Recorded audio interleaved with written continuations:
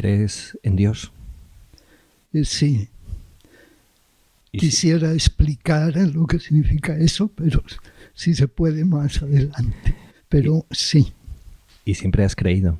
Siempre, pero de distinta manera. ¿Quién es Dios? Yo no diría quién o qué. Es una pregunta que me he hecho muchas veces, sobre todo en este último año,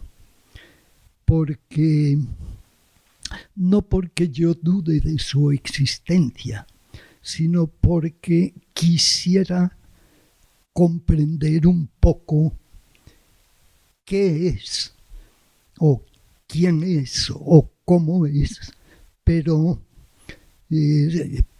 he terminado convencido completamente de lo que todo mundo que habla sobre Dios y cree en Él, los santos, digamos, se convencieron mucho antes que yo de que no podemos comprenderlo. Pero quiero mencionar aquí una frase de Unamuno que me impactó mucho hace 3 años que la leí y cambió un poco mi perspectiva y entendí por qué yo no podía entender, y el ser humano no puede entender quién es Dios. Unamuno dice, creo que es en el Cristo de Velázquez, algo así como Dios es eso que nosotros quisiéramos ser, o eso que yo quiero ser, quisiera ser. Luis José González, buenos días y bienvenido a Nos Vamos de este Mundo. Un programa de Estación La Cala que hoy grabamos por primera vez fuera de nuestra sede en Chodes. Es 18 de septiembre de 2021 y estamos en Barcelona, en un espacio acogedor que nos ha abierto generosamente Àngels Roca. Estación La Cala, donde los nidos construyen pajaritos. Juntos en su radio de acción.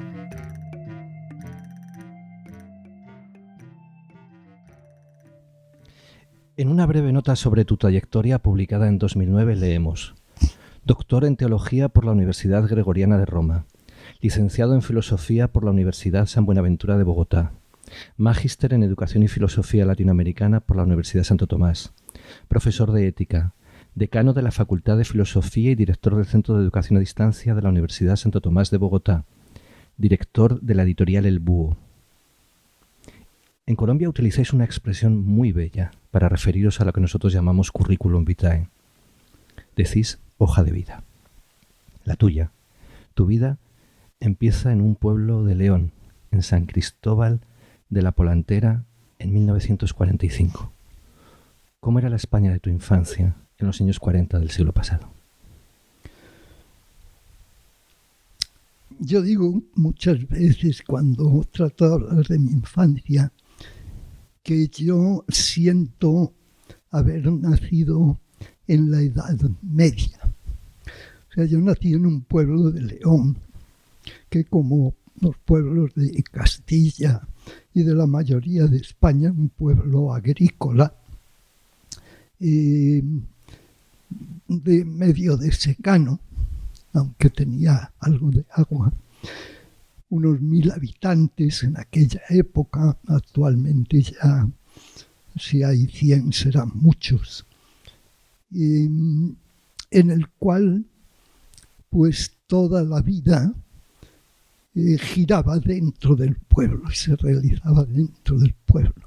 No había automóviles, por supuesto, no pasa por allí ninguna carretera principal, está a 2 kilómetros de una carretera por la que pasaba un autobús que ya conectaba con otras ciudades y con la capital, León. O sea que la vida era dentro del pueblo y siguiendo el ciclo agrícola, En el invierno, pues todo el mundo en casa, uno yendo a la escuela, pisando barro por las calles de tierra, viendo pasar carretas, los animales, etcétera. En primavera, viendo el campo florecer, los agricultores salir a sembrar con sus parejas de bueyes. No había ninguna maquinaria de ningún tipo. Y por las tardes, después de la escuela, pues jugando con los compañeros en la calle a lo que fuera, a saltar a escondidas a la pelota, a pescar ranas en el verano, en los regueros de agua, etc. Y los domingos a misa. Y los domingos, por supuesto, a misa todo el pueblo, porque era un pueblo católico por tradición. ¿Medieval por qué, Luis José? ¿Por qué medieval? Pues porque cuando yo tengo la imagen de los campesinos, yo era hijo del maestro, y entonces nosotros no teníamos tierras, teníamos una huerta en la casa de mi abuelo y ahí tenía contacto con el campo. Pero cuando yo veo los campesinos trabajaban y vivían, supongo, casi igual que en la Edad Media. O sea, saca sus bueyes, lo empareja, ara la tierra con el arado del rejo, lleva los bueyes a la casa, en las casas había una puerta grande por donde entraba el carro con los bueyes, se llevaba la paja, etc. Y yo supongo que hace 300, 400, 600 años pues eran similares, ¿no? ¿Eran dueños de la tierra? Sí. Allí, en esa zona. Sí, bueno, en ese sentido político, lógicamente, el cambios no tiene nada que ver con la Edad Media. ¿Te acuerdas de algún sermón de niño? ¿O de alguna lectura de la Biblia de las que oías los domingos en misa? ¿Alguna que se te quedara? Yo no sé, la resurrección de Lázaro, alguna que fuera más. No, la verdad, yo tengo muy mala memoria y supongo que conocía perfectamente todo porque en mi casa mi mamá era sumamente creyente, la preparación para la primera comunión era muy seria, el catecismo, etcétera. Entonces yo debía estar muy atento a todos los sermones y demás. Recuerdo algunas veces lo que se llamaban unas semanas especiales que se hacían, que no sé qué nombre tenían, donde iba un cura o alguien muy especial y daban una especie de retiros para todo el pueblo. No recuerdo cómo se llamaban esos eventos, eso era muy especial. Daban muchas charlas, cantábamos, sí me acuerdo de cantos que me impactaron. Por ejemplo, a propósito de que hubo como algún congreso eucarístico por acá, por Valencia o por aquí. Debió ser cuando yo tenía 8 o 7, 9 años y aprendíamos a cantar unos cantos que luego se siguieron cantando siempre. No sé qué de la palmera que está en el arenal, etcétera, etcétera. Era Valencia, cosas pues. De esas me acuerdo. A los 10 años ingresas en el aspirantado Maestro Ávila de Salamanca, que dirigen los operarios diocesanos. Es un seminario religioso y ahí vas a pasar los siguientes 7 años. ¿Con qué sueñas durante esos años? Bueno, con llegar a ser sacerdote para poder estar con la gente, llevar el mensaje evangélico, atender todo lo que es la vida religiosa. Yo tenía en esos años, inculcado por la familia, pero además apropiado esa vocación sacerdotal. En 1963, creo no equivocarme, la mayoría de edad en España se alcanzaba a los 21 años. En 1963 tú tienes 17 y te subes a un barco con otros 3 compañeros y un sacerdote. El destino, México. El viaje dura 20 días. ¿En ¿En qué piensas? ¿En qué piensas sobre cubierta? ¿En qué piensas en medio del océano?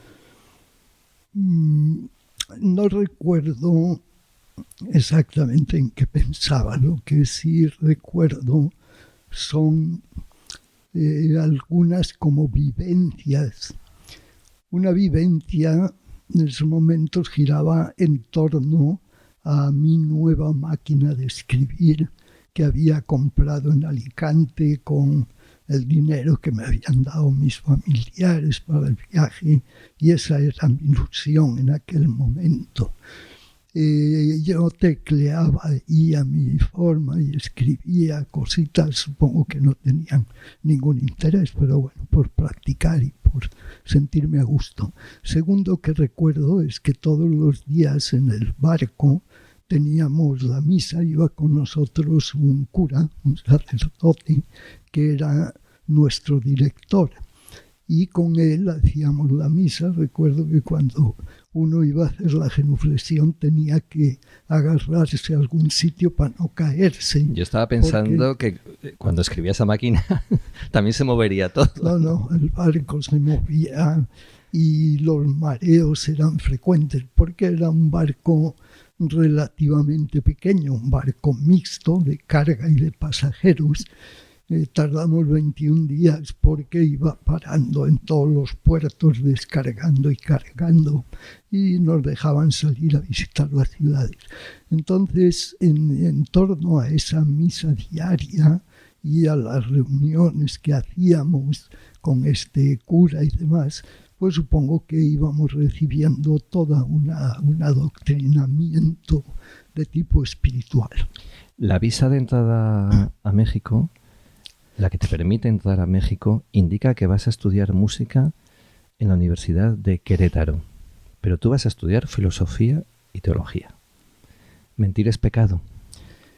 Bueno, no sé si antes de decir mentir es pecado, no. Tengo que hacer un comentario a lo anterior.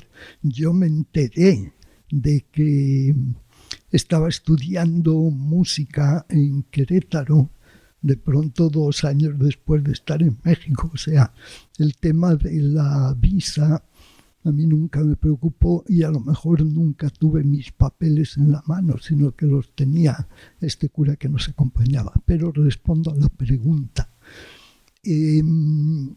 A ver, en el sentido religioso del término y de la pregunta, porque el término pecado es un término religioso, sí, mentir es pecado siempre y cuando no sea, como se decía para suavizar esto, una mentira piadosa, ¿no? Es pecado todo aquello que perjudique al otro. Fuimos diciendo más tarde, pero no sé qué iba a decir. Se me olvidó. Entras con la visa de estudiante de música porque México no permite en ese momento. Es correcto. La entrada de los españoles, ¿es por eso? No es que no permitieran la entrada de los españoles, sino que no tenía relaciones con el gobierno de Franco, porque en México estaba el gobierno de la República en el exilio.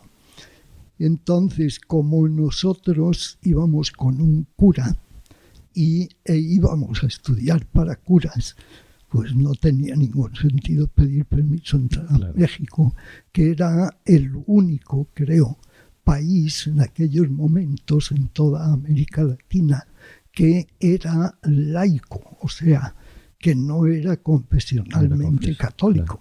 Entonces era una contradicción curiosa la vida en el pueblo en México, porque la gente era muy creyente, muy piadosa, religiosidad popular que todos conocemos, la Virgen de Guadalupe, etcétera, etcétera.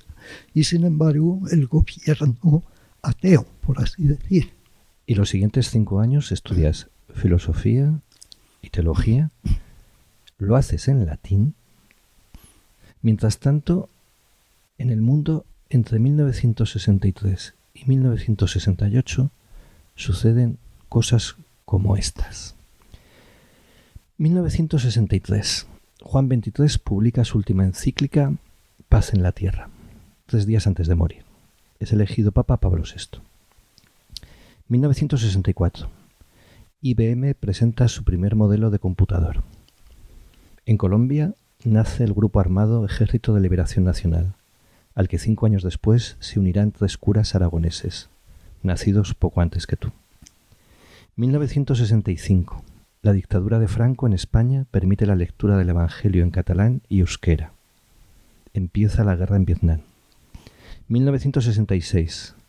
Empieza la construcción en Nueva York de las Torres Gemelas. 1967.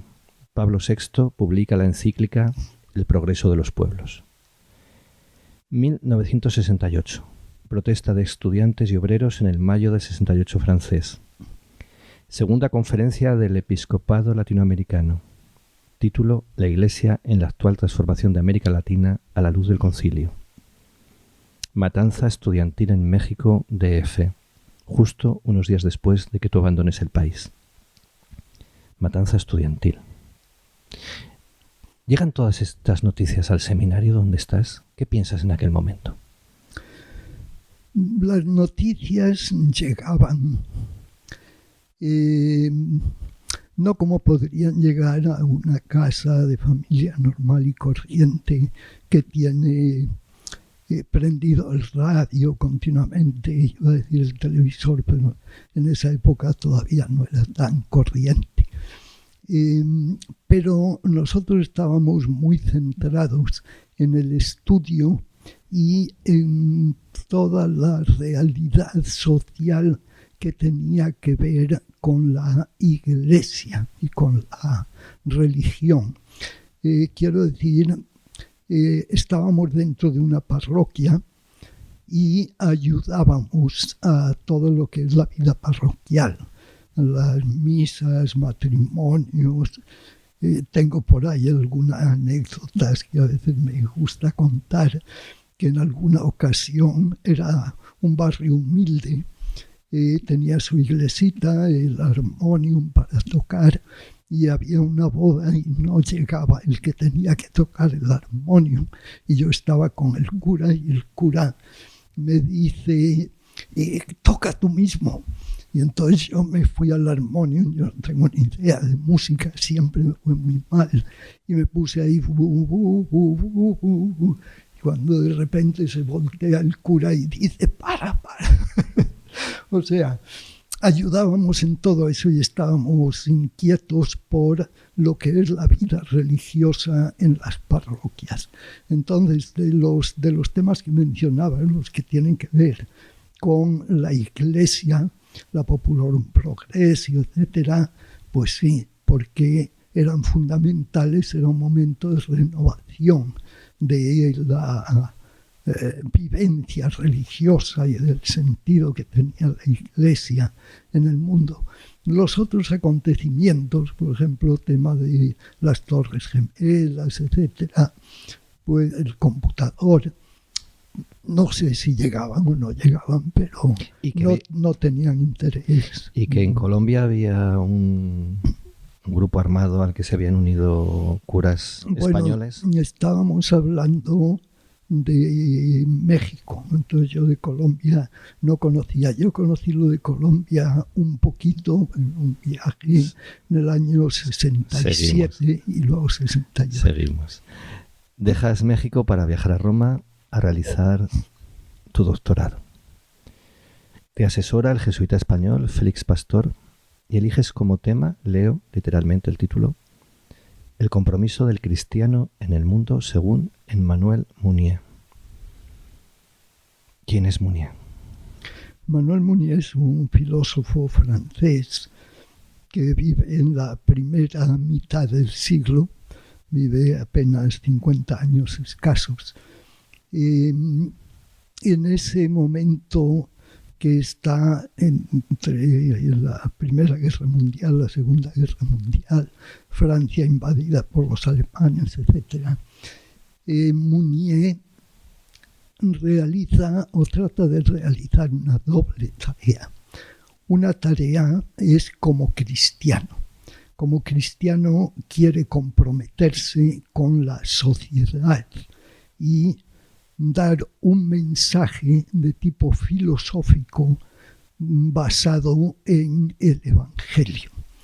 Y por otro lado, una respuesta de tipo político, de compromiso con el pueblo francés que está en contra, sobre todo en los últimos años, del nazismo, Hitler, etc. En ese sentido, Mounier propone un nuevo movimiento filosófico que tiene sus raíces en el existencialismo, en el cristianismo, o sea, la filosofía escolástica y el socialismo de Rusia en ese momento, bueno, Marx, Engels, etc., que trata de unir estas tres patas en una pirámide y lanza lo que él llama el personalismo comunitario, centrado en dos temas fundamentales, o dos valores. La persona, esto es lo más valioso, pero no la persona como individuo aislado, sino la persona en comunidad, o sea, en sociedad. Y uniendo estos dos, dice, el cristiano convencido puede vivir el Evangelio, el mensaje de Jesús de Nazaret, ama al prójimo, entrégate a los demás, forma comunidad, iglesia, etc., lo puede vivir de una forma revolucionaria.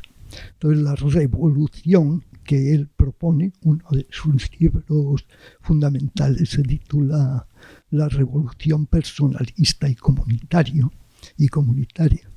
Él propone ahí y hace su filosofía. Mounier publicó mucho en esos pocos años de vida.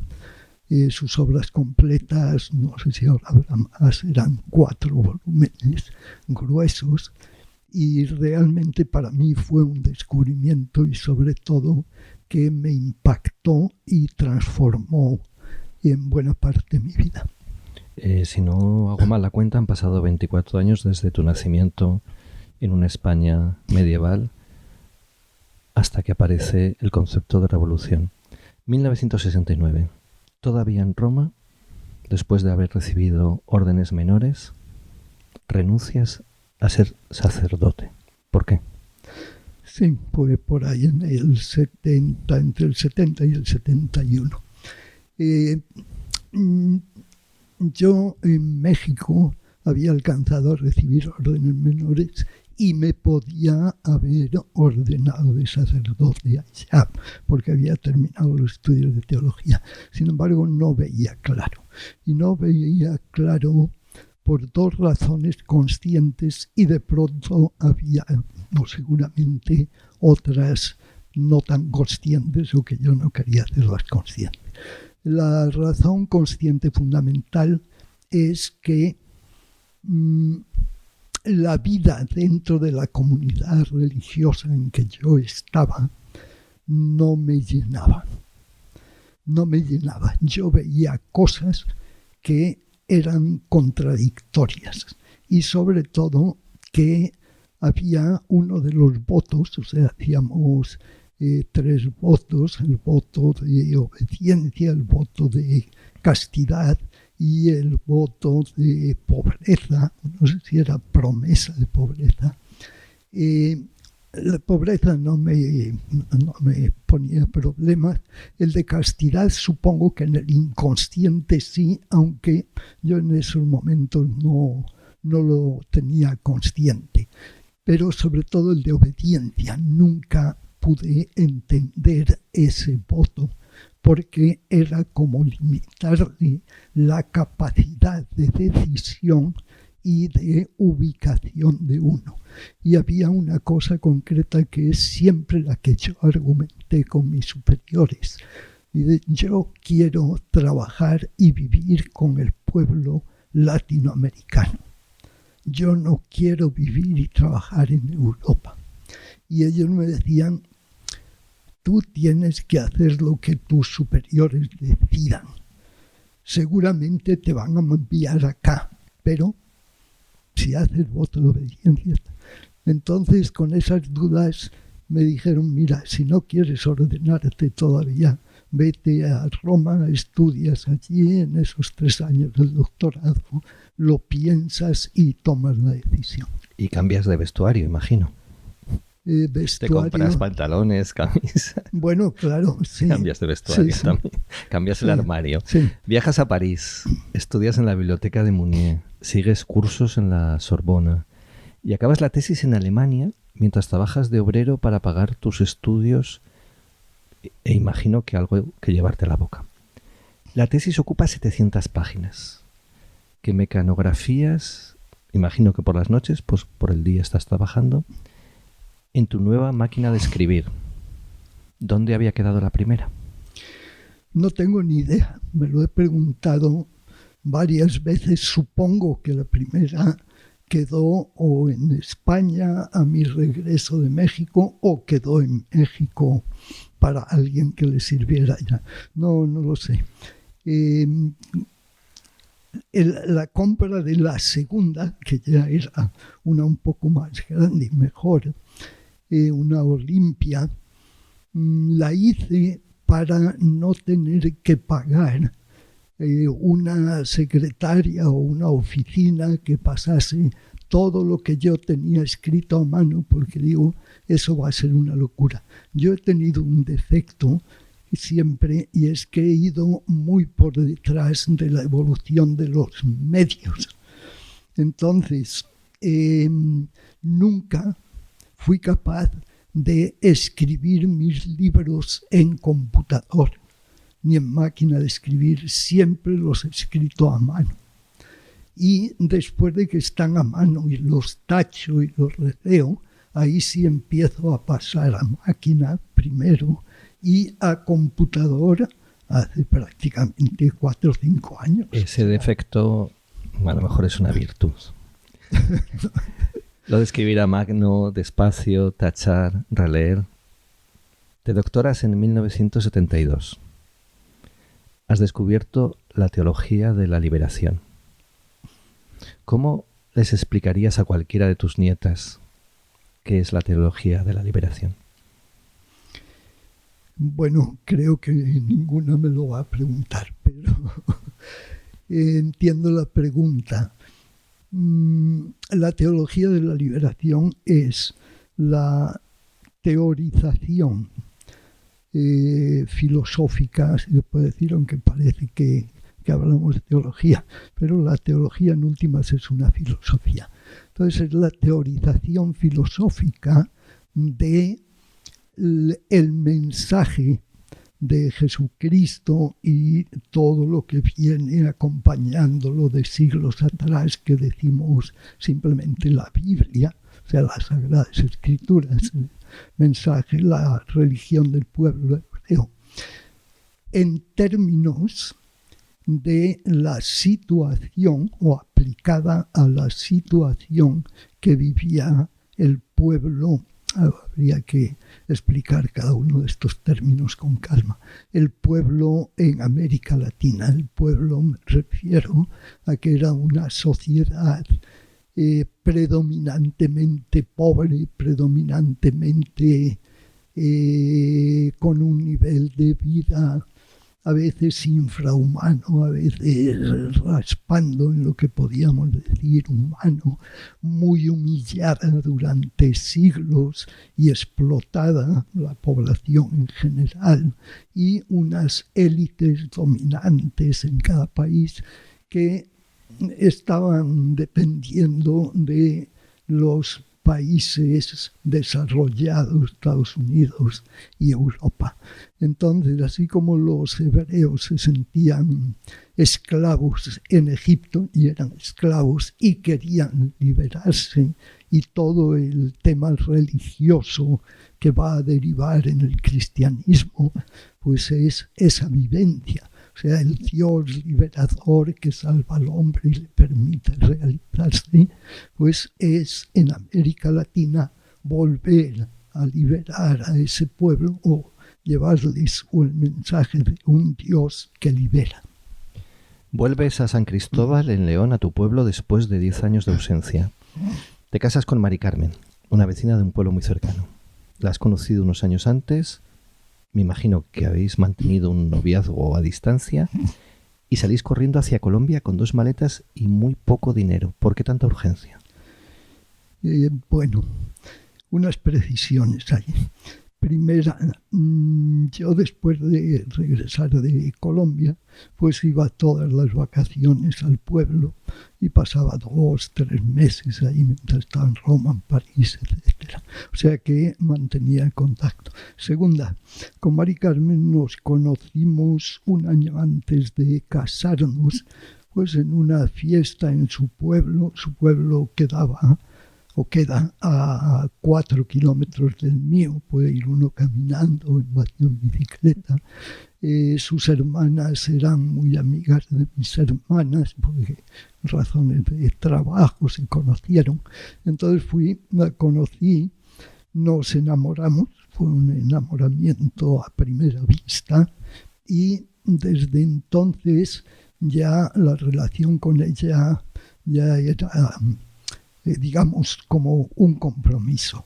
Yo había ido a Alemania a trabajar para conseguir el pan, como tú dices, y ella estaba estudiando magisterio, trabajaba para pagarse también sus estudios porque pertenecía a una familia campesina humilde, muy humilde.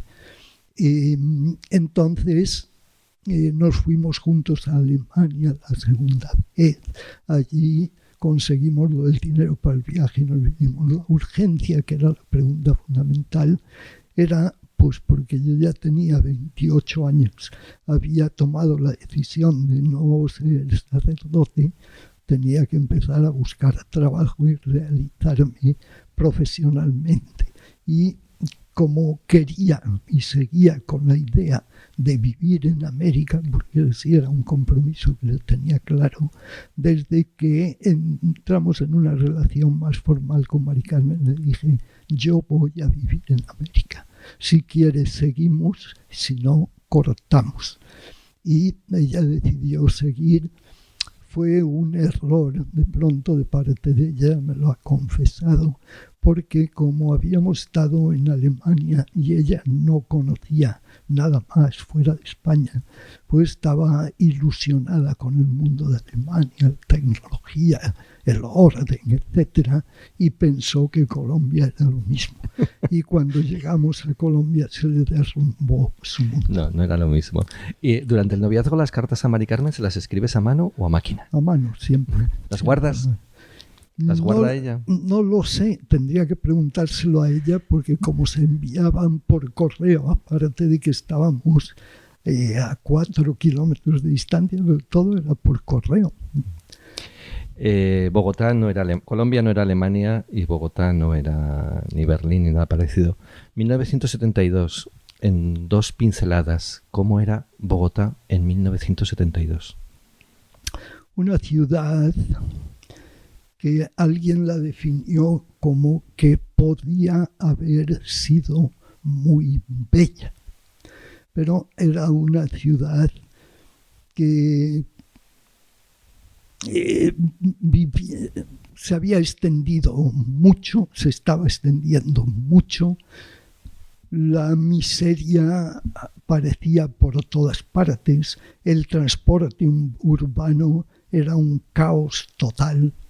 Yo al año siguiente de vivir allí, a los 2 años, ya pasé a vivir cerca de la Caracas, que es una avenida principal, y cuando tenía que subirme a algún bus, decía, es que los buses aquí son como un tropel de elefantes, o sea, que llevan y atropellan lo que haya por delante, unos se atraviesan a otros, paran donde sea. O sea, era una ciudad un poco desordenada, repito, que tenía un paisaje alrededor y un ambiente hermoso. No era sino salir de Bogotá y encontrarse con sitios turísticos por todos lados, pero en sí misma era eso. ¿Y era una ciudad violenta? Era una ciudad no tan violenta como pasó a ser después. En ese momento no. Había mucha pobreza, mucha miseria, pero los pobres pues pedían limosnas, se subían a los autobuses, se paraban a las puertas de las iglesias, etc. Pero no atracaban. Mientras que hoy día eso cambió completamente porque ya el atraco es permanente. Y no solo de los pobres, sino de gente pues, que no tiene con qué vivir. Empiezas trabajando en un colegio de la burguesía, en el Colegio Suizo, en el Colegio Helvetia, también en la Universidad Santo Tomás.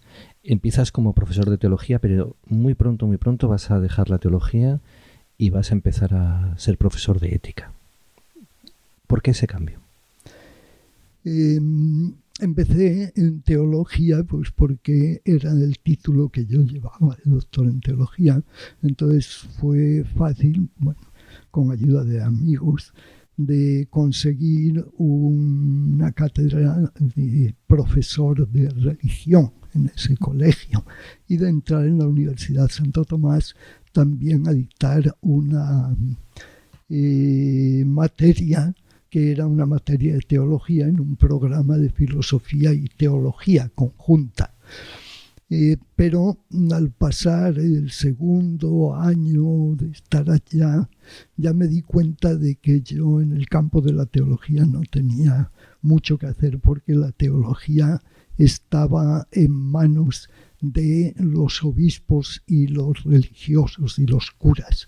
Los laicos, sí, había algún que otro laico teólogo, pero se conocían algunos de alto relieve, escritores y tal, pero así de medio pelo como yo era en ese momento, no había ninguna posibilidad. Muy prontísimo, en 1974, te nombran decano administrativo de la Facultad de Filosofía en la Universidad Santo Tomás. Y tú has escrito que esto te permitió vivir 3 experiencias importantes. Las voy a enumerar y te pido también alguna pincelada. Una, el manejo de las huelgas estudiantiles. Otra, la implementación de la educación a distancia. Y la tercera experiencia es la perspectiva latinoamericana que le imprimíais en ese momento al estudio de la filosofía. La teología de la liberación, para entendernos. Una pincelada. Manejo de huelgas estudiantiles. ¿Qué está pasando y qué te toca hacer? Sí, era una época, esos años, en que había huelgas de estudiantes de la Universidad Nacional. Antes habías hablado del año 68, aquí estamos ya en el 72, 73, 74. Esas huelgas entraron en las universidades privadas, también Santo Tomás, Javeriana, y entraban a través de las facultades de ciencias sociales, concretamente sociología en la Santo Tomás. Al lado estaba la pedagógica, que era de educación y siempre ha sido una universidad de gente revolucionaria. Entonces, mi manejo ahí en la huelga, pues era, como yo era muy joven, 29, 30 años, estaba muy cercano a los jóvenes, no era cura, entonces podía dialogar con ellos. Me resultó relativamente fácil hablar con ellos, sugerirles, no se reúnan acá, en otro lado, etc. Los otros temas son más importantes para mí. Concretamente el de la educación a distancia. En la que eres pionero. En el año 76, Filosofía y Ciencias Religiosas es la primera carrera universitaria que puede estudiarse a distancia en Colombia. Sí, correcto. Filosofía y Ciencias Religiosas. Yo tuve la suerte de que, como era teólogo y filósofo, pues caía perfectamente dentro de esa carrera. Entonces, por eso me nombraron decano enseguida. Y el problema que había es que había mucha escasez de estudiantes. Cada año eran menos. Algunos semestres ya no se abrían matrículas, no se abría primer semestre porque no había matriculados. Entonces se nos ocurrió con algunos dominicos españoles que trabajaban allí en la universidad, con los cuales tuvimos una gran amistad. Hacer como habían hecho aquí en Madrid, que había unos cursos de teología a distancia, y como se habían creado ya universidades a distancia en Rusia, en Alemania, en Inglaterra, aquí mismo en España, etc. Entonces dijimos, ¿y por qué no lo ofrecemos a distancia? Coincidió con que el ICFES, que es el organismo que regula la educación superior en Colombia, había enviado una comisión a analizar lo que es la educación a distancia aquí en Europa para ver si la implementaban en Colombia. Nos comunicaron a las distintas universidades que ojalá fuésemos entrando en esas metodologías, y con un grupo de dominicos españoles que decía, les dije, bueno, hagamos esto, nos están brindando la oportunidad, pongamos esta carrera para no cerrarla a distancia. Hicimos inscripciones muy temerosos porque decimos, bueno, a ver si se inscriben al menos 10 o 15 estudiantes. Y en 2 meses se habían inscrito 200 estudiantes, lo cual, claro, para nosotros nos desbordó. Y inmediatamente nos tocó ponernos a preparar libros, etcétera, etcétera. Y eso, coincidencialmente, va a ser el motor prácticamente de mi vida intelectual y académica. Esos estudios universitarios, sobre los que luego volveremos a distancia, acaban siendo más numerosos que los presenciales. Nos vamos a quedar en ese 76. Hay estudiantes a distancia, hacen falta libros para que estudien. Creas una editorial, Nueva América, con tu amigo, el profesor Germán Marquínez. 4 años después vas a abandonar la editorial Nueva América. El título parece que ya va marcando. Y vuelves a fundar con Marquínez y con José Gajate El Búho. El Búho ha publicado más de 200 títulos de ética, pedagogía, filosofía, ecología. ¿Qué importancia tiene el Búho en el pensamiento latinoamericano en Colombia? La importancia del Búho fue muy alta, en estos momentos ya no tanto, porque, y con eso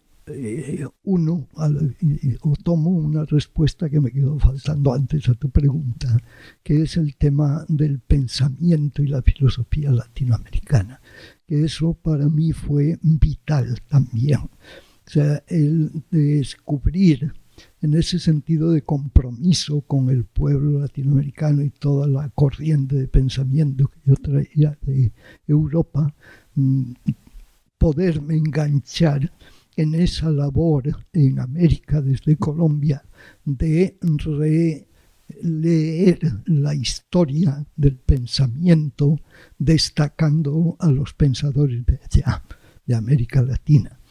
En ese sentido,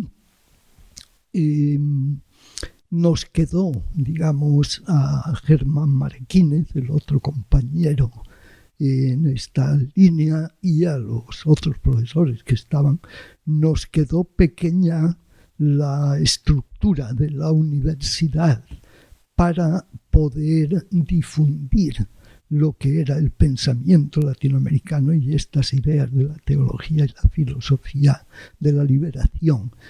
¿Por qué pequeño? Porque en la universidad nos teníamos que limitar a los libros de texto, a las guías de estudio.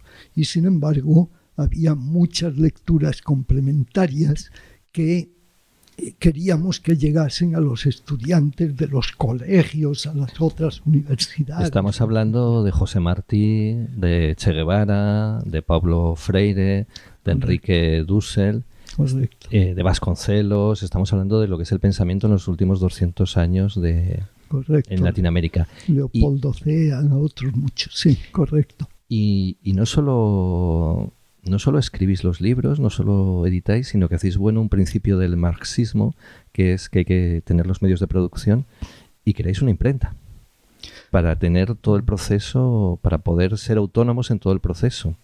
Una imprenta, yo creo que tú conociste los tipos móviles todavía. Es correcto. Antes del offset. Sí, cuando empezamos a preparar las guías a distancia impresas para repartir a los estudiantes, me tocó a mí hacerme cargo de la edición y publicación, corrección, edición y publicación de esos libros.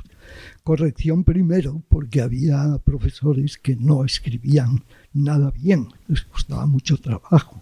Edición, pues porque hay que darle la forma. Y la impresión, porque la universidad no tenía imprenta en ese momento.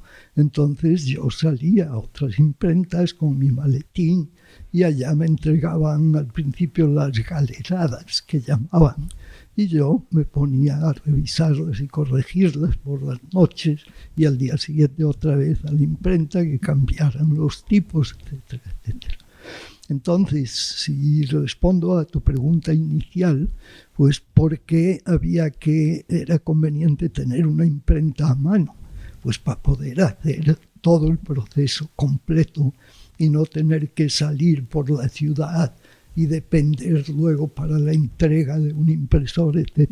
Entonces dije, pongamos una imprenta y con mi hermano Jesús, otro que había ido también a América y estaba viviendo en Colombia, dijimos, venga, compramos una maquinita pequeña, una multilead que le decían, y en una oficina empezamos a funcionar. El niño del seminario de Salamanca, el adolescente del seminario de México, el joven del seminario de Roma, ¿pensó algún momento ser impresor en un barrio popular de Bogotá mientras Colombia vivía una cruel guerra civil interminable? No, nunca. ¿Cómo has tomado las decisiones en tu vida? A partir de los acontecimientos, eso es algo que aprendí en el pensamiento de Emmanuel Mounier. Para Emmanuel Mounier, l'événement, el acontecimiento, es la clave para la toma de decisiones. O sea, es el maestro, él lo dice textualmente, es el que nos enseña, el que nos orienta. Voy a dar un salto, luego volvemos. Voy a dar un salto. En el año 2003, un salto grande, reeditas Sin tierra para morir, de Eduardo Santa, una novela. 50 años después de la primera edición, que fue de 1954. Sin tierra para morir fue una de las primeras novelas que desvelan la violencia colombiana. Una novela terrible, de la que yo he guardado en mi memoria algunas escenas que me cuesta casi rememorar. En tus últimos años, como editor impresor, ya en el siglo XXI, de tu imprenta salen títulos que denuncian corrupciones políticas, violaciones de derechos humanos por parte de los actores armados que mantienen vivo el conflicto, experiencias de resistencia pacífica. Algunos de estos libros de contenido estremecedor ni siquiera llevaban pie de imprenta. ¿Has tenido alguna vez sensación de correr algún peligro? ¿Has tenido miedo como impresor, como editor? No, y hago una aclaración. Los libros que nosotros imprimimos, lo que yo imprimí, Códice, en Arfo, en el Púo, todos llevaron siempre pie de imprenta, absolutamente todos. Y fue algo que yo lo tuve siempre muy claro. Incluso hubo una revista que salía periódicamente que dirigían los jesuitas en el... se me fue el nombre ahora. ¿Noche y Niebla podía ser? Noche y Niebla, correcto.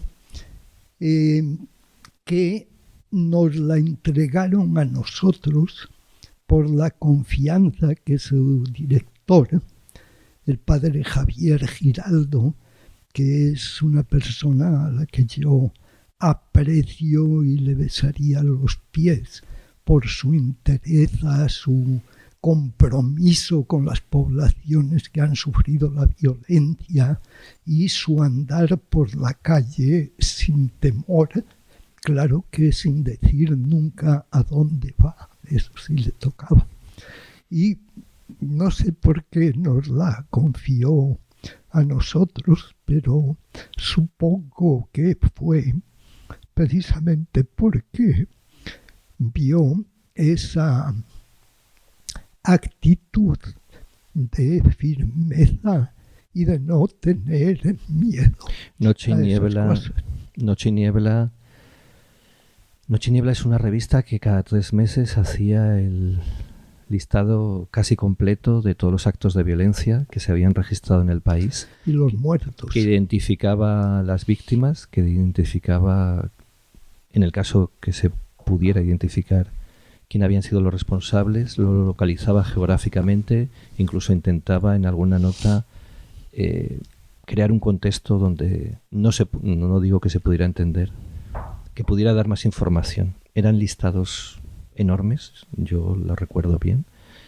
Cada trimestre podías encontrarte con cientos eran como una especie de gran fichero del terror que se estaba viviendo.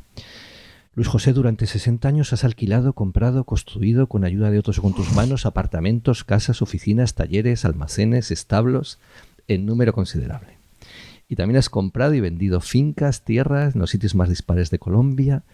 Da la sensación de que has pasado todo este tiempo buscando tu lugar en el mundo. Sí, es cierto. El problema es que cuando llega uno a los 70 años, ya dice que para qué sigue buscando uno su lugar en el mundo. Pero digamos que ligado a eso que hablábamos antes del acontecimiento, a medida que yo iba, o nosotros, porque siempre trabajé en grupo, en equipo con otros profesores, etcétera, íbamos viendo que había que hacer algo en la sociedad para cambiar y mejorar, y nosotros estábamos limitados al campo de la educación y la filosofía. Decíamos, bueno, ¿por qué no hacemos esta cosa? Entonces, con ese sentido, pues crearon fundaciones. Con ese sentido, yo me fui por allá a los llanos orientales de Colombia buscando una tierra que uno pudiera hacer productiva y que la gente pudiera vivir en el campo y tal, etcétera, etcétera. O sea, hice muchas locuras, en algunas acerté económicamente hablando dentro del sistema capitalista y en otras me equivoqué completamente. Tanto así, lo digo como anécdota, que en una de las fincas primeras que compré allá en los llanos de Colombia, más allá del centro de Colombia, tenía 1.000 hectáreas, o sea, el equivalente a cualquier pueblo de acá de España. Y un amigo que era muy inteligente y conocía muy bien el sistema capitalista y lo que era invertir, un amigo cura, fue a visitarla, español, y me dijo, cuando nos volvíamos para Bogotá, Luis José, te doy un consejo, regálala y ganarás mucho dinero. Es un ejemplo. Y lo hiciste. Y lo hice y quedé muy tranquilo. Pero en otros se hicieron las cosas mejor. Aficionado, me vas a decir que aficionado, pero eres carpintero. Eres carpintero como San José. ¿Compartes con San José alguna otra cualidad? Sí. Con lo que he oído de San José, porque no lo conocí. Su silencio, su respeto a los que están al lado y el sentido del acompañamiento discreto con las personas con las que uno está comprometido y que no piensan igual que uno. Estamos llegando al final de la primera parte. Vamos a dividir este podcast en 2 capítulos. Esto nos va a permitir hacer una doble pregunta final. Vamos con la primera pregunta final de la primera parte. Hay una canción muy popular en Colombia que dice: yo también tuve 20 años y un corazón vagabundo. Yo también tuve alegrías y profundos desengaños. Yo también tuve 20 años que en mi vida florecieron 20 años que a mí llegaron, se fueron y no volvieron. Luis José, ¿cuál ha sido el recuerdo, el momento, perdón, más feliz de tu vida? No lo sé. Lo he pensado muchas veces y creo que no tengo ese momento. Tengo muchos momentos en que me he sentido realizado. No digo feliz, realizado. Y tendría que explicar por qué no digo feliz, pero no es el momento. Y voy a poner un ejemplo, ya que pides un momento. Allá por el año, como a los 10 años, 8 de estar en Colombia, fue en 1982, si mal no recuerdo, veníamos preparando desde 1980 cada 2 años unos congresos de filosofía latinoamericana, congresos internacionales, etc. Entonces, habíamos estado muy ocupados en preparar uno de esos congresos y unos 15 días antes de que se celebrase, yo pedí unas vacaciones en la universidad, una semana de descanso, y me fui a un lugar cercano de Calor, a Melgar, con la familia, mis niños chiquitos y Mari Carmen, en un Renault 4, creo que era. En el camino de bajada se nos atravesó un coche que salía en reversa en una curva sin mirar y yo choqué con él. No fue un choque muy grave, pero lógicamente los 2 carros sufrieron. Se bajaron del carro, me empezaron a reclamar. Yo dije, ¿pero usted qué reclama? Pero no se ha dado cuenta de lo que está haciendo. Y en ese momento él sacó un revólver, me apuntó, yo alcancé a darme la vuelta y tratar de correr y me pegó un tiro en una pierna que me hizo caer allá. Todo el mundo empezó a llegar porque era un sitio turístico, lo mataron, no sé qué, tal. Ellos se subieron al coche y se fueron. Bueno, no sigo con la historia, pero narro el final, que es a donde iba. Unos días después ya de haber sido hospitalizado, intervenido, etc., yo comentaba con alguien. Yo tenía 40 y pico de años. Si yo en este momento hubiese muerto o supiese que me iba a morir, me sentiría realizado. Vamos a hacer una pausa. Nos vamos a tomar lo mismo. Yo un café, Luis José un tinto. Y dentro de unos minutos empezaremos con la segunda parte, en la que vamos a hablar del pensamiento, de la obra, de los libros, de la escritura de Luis José durante más de 50 años de su vida. Nos vamos de este mundo, 18 de septiembre de 2021. Estamos en Barcelona y todavía luce el sol. Nos vamos de este mundo es un programa de Estación La Cala. Han escuchado a Luis José González entrevistado por Grasa Toro. En la realización técnica, Ana Mareca. Dirección, Grasa Toro. Grabado en Barcelona, España, el 18 de septiembre de 2021. Estación La Cala, donde los nidos construyen pajaritos. Juntos en su radio de acción.